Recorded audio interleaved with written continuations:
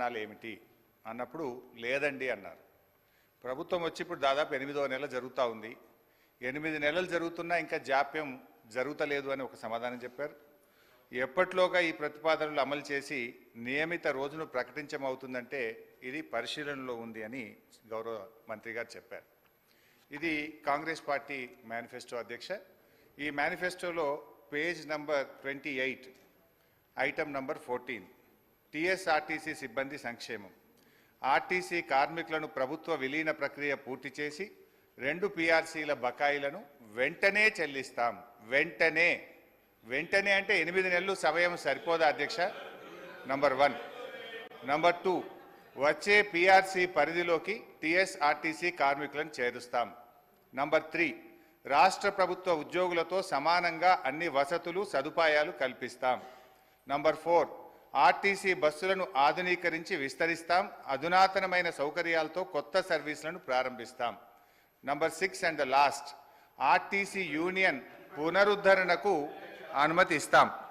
అయితే వారితో నా సూటి ప్రశ్నలు, నేను మంత్రి గారిని విషయాల్లోకి పోకుండా సూటిగా ప్రశ్నించదలుచుకున్నాను. మొదటి ప్రశ్న, గౌరవ మంత్రి గారు ఎప్పట్లోగా ఈ అపాయింటెడ్ డేట్ను ప్రకటిస్తారు? ఏ రోజు నుంచి ఆర్టీసీ ఉద్యోగులను ప్రభుత్వ ఉద్యోగులుగా గుర్తిస్తారు? పరిశీలనలో ఉంది, చూస్తాం చేస్తామని కాలయాపన చేయడం కాదు. ఒక ఖచ్చితమైన తేదీని ఈ సభ ద్వారా ఆర్టీసీ కార్మికులకు చెప్పాలని మీ ద్వారా గౌరవ మంత్రి గారిని కోరుతా ఉన్నా. క్వశ్చన్ నంబర్ 2, యూనియన్ పునరుద్ధరణ చేస్తామని మీరు హామీ ఇచ్చారు. ఆ యూనియన్ పునరుద్ధరణ ఎప్పట్లోగా చేస్తారు? ఈ మధ్య మాకున్న సమాచారం ఏంటంటే ప్రభుత్వం నుంచి యూనియన్ పునరుద్ధరించేది లేదు అని మీరు ఉత్తర్వులు ఇచ్చినట్టుగా మా దృష్టికి వచ్చింది. మీరు ఉత్తర్వులు ఇచ్చారా లేదా? ఇవ్వకపోతే ఎప్పట్లోగా యూనియన్ పునరుద్ధరిస్తారు? క్వశ్చన్ నంబర్ 3, ఆర్టీసీలో చనిపోయిన కార్మికులకు గతంలో మా బీఆర్ఎస్ ప్రభుత్వం ఉన్నప్పుడు చనిపోయిన పిల్లలకు వెంటనే పర్మనెంట్ ఉద్యోగం మేము ఇచ్చేవాళ్ళం.